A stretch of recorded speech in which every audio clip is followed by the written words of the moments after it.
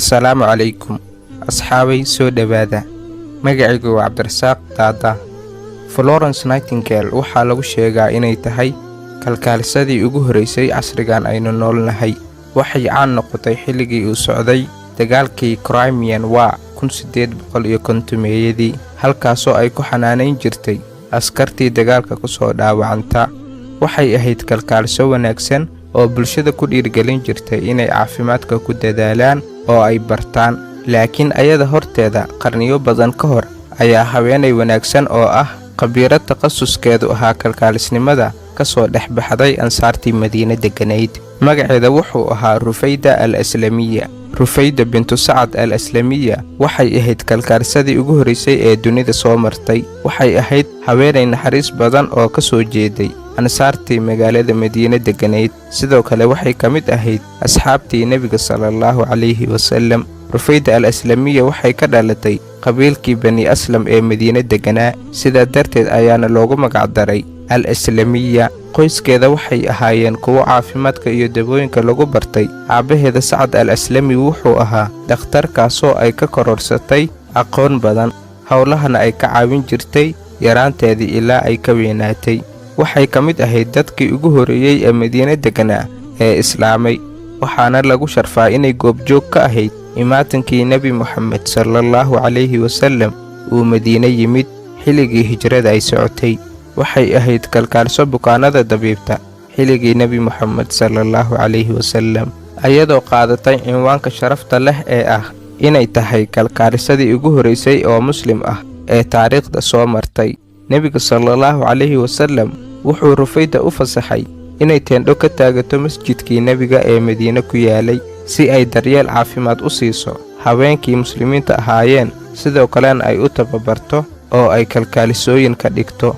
Rufayda waxay haweenkii u noqotay hormuud, nolosheediina waxay u goysay horumarinta iyo kor u qaadidda xirfadeeda kalkaalisnimo iyo caawinta bulshada. Warbixinooyinka qaar ayaa sidoo kale sheegay inay ahayd haweenaydii ugu horeysay muslim ah ee qaliin samaysa. Markii uu saxaabigii Sacad ibnu Mucaad ku soo dhaawacmay dagaalkii Khandaq, ayaa Nebigu amray in la geeyo laguna daweeyo teendhadii Rufayda.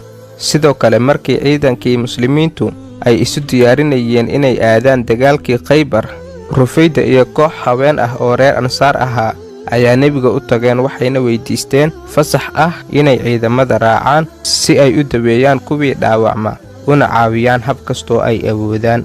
Nebigu sallallahu calayhi wasallam wuu ka aqbalay fasax ayuuna u siiyey inay raacaan.